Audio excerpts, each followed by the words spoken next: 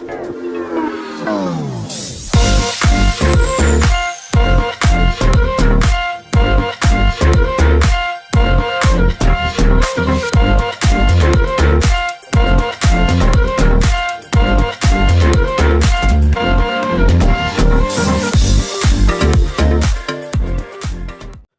semua, salam sejahtera Malaysia. Selamat datang ke channel Fels Lifestyle. Info padu, info hangat, info panas ada disediakan di dalam channel ini. Oke, baik. Saudara-saudara, tuan-tuan dan puan-puan semua yang menonton video ini.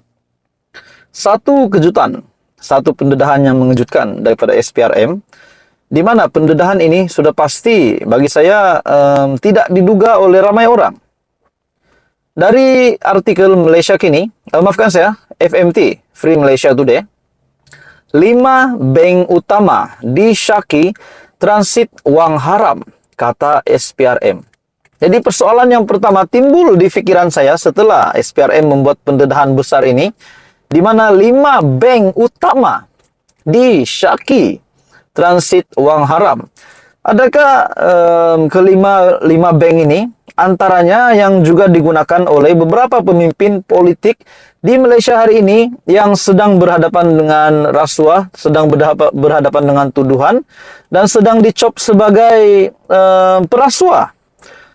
Walaupun kita tahu baru dituduh, baru berhadapan dengan dakwaan mahkamah, tapi saya berpikir tuan-tuan dan puan-puan semua, adakah kelima bank ini antara yang digunakan oleh pemimpin-pemimpin terbabit? Dalam kenyataan FMT, 5 bank utama disyaki transit wang haram, kata SPRM. Bank terbabit berperanan untuk mewujudkan akaun bank untuk kegunaan sindiket dalam proses pemindahan wang ke luar negara, termasuk Indonesia, Filipina, Singapura, Thailand, Hong Kong, dan United Kingdom.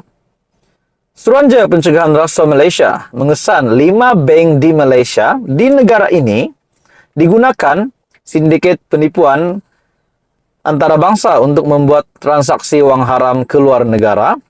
Maklumat itu susulan siasatan lanjut SPRM berkait Op Tropicana selepas menahan 11 individu termasuk sindiket menerusi didalangi oleh warga negara United Kingdom UK.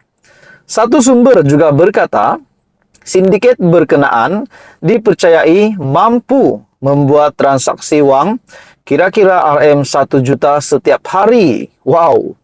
Bank terbabit berperanan untuk mewujudkan akaun bank untuk kegunaan sindiket dalam proses pemindahan wang ke luar negara. Ada pegawai bank di institusi berkenaan dibayar antara RM1.000 sehingga RM2.000 bagi melepaskan transaksi berkenaan tanpa melalui tapisan dan prosedur operasi standar ataupun SOP, katanya menurut utusan Malaysia. Sumber juga berkata, kira-kira 5 hingga 20 pegawai bertugas di bank berkenaan dikenal pasti terlibat dalam aktiviti itu. Akaun ini adalah transit kerana sindiket akan memindahkan wang terbabit ke dalam akaun sebenar, katanya. Mengulas lanjut, sumber juga berkata, SPRM turut mengenal pasti syarikat palsu digunakan sindiket bagi mengaburi kegiatan penipuan mereka.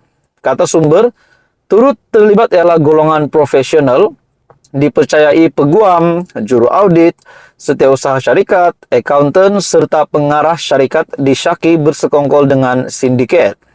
Hasil siasatan mendapati syarikat ini telah didaftarkan di bawah Suruhanjaya Syarikat Malaysia ataupun SSM yang diwujudkan bagi proses pemindahan wang.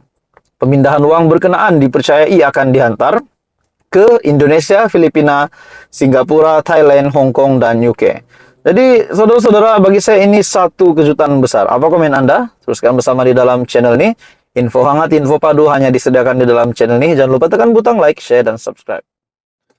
Hai semua, salam sejahtera Malaysia. Selamat datang ke channel Fels Lifestyle. Info padu, info hangat disediakan di dalam channel ini. Oke, saudara-saudara, tuan-tuan dan puan-puan. Hari ini kita digemparkan dengan satu kenyataan daripada SPRM.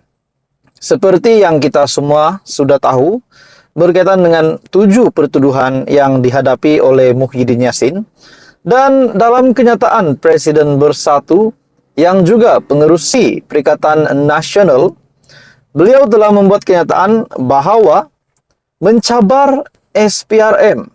Makna kata mencabar Tan Sri Azam Baki dan pegawai-pegawai SPRM Suruhanjaya Pencegahan Rasuah Malaysia untuk menyiasat juga dana politik ataupun menyiasat parti UMNO dan juga PKR, menyiasat Datuk Seri Anwar Ibrahim, menyiasat Ahmad Zahid Hamidi, yang juga mereka berdua adalah Perdana Menteri dan Timbalan Perdana Menteri.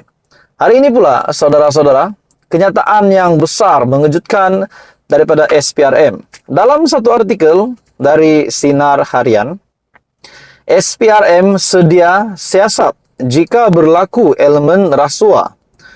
Suruhanjaya Pencegahan Rasuah Malaysia bersedia untuk menjalankan siasatan ke mana-mana pihak, termasuklah parti politik, asalkan aduan yang diterima menunjukkan berlakunya elemen rasuah dan salah guna kuasa. Menurut Ketua Pesuruhjaya SPRM, Tan Sri Azam Baki, secara prinsipnya, pihak SPRM perlu memastikan wujud elemen rasuah sebelum melaksanakan apa-apa tindakan.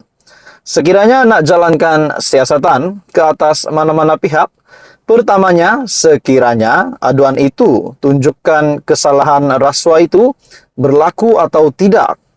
Tak kisahlah daripada parti manapun, kerana yang penting kita kena siasat dan yang pentingnya adalah adakah parti itu melakukan kesalahan rasuah.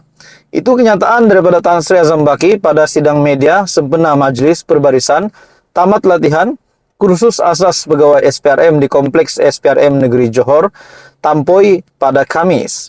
Azam Baki juga berkata, ketika mengulas mengenai satu isu yang panas yang dimulakan oleh Presiden Bersatu, Tan Sri Muhyiddin Yassin, Presiden Parti Pribumi Bersatu Malaysia, di mana Muhyiddin Yassin yang mencabar pihak SPRM untuk menyiasat Perdana Menteri Datuk Seri Anwar Ibrahim dan Timbalan Perdana Menteri Datuk Seri Ahmad Zahid Hamidi.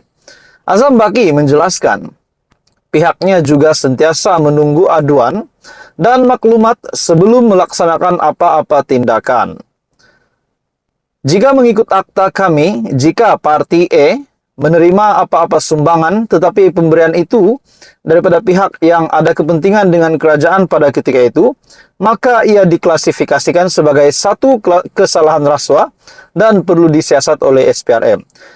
Sementara itu, dalam Majlis Perbarisan tamat latihan kursus berkenaan, seramai 59 kadet SPRM telah mengikuti kursus asas berkenaan.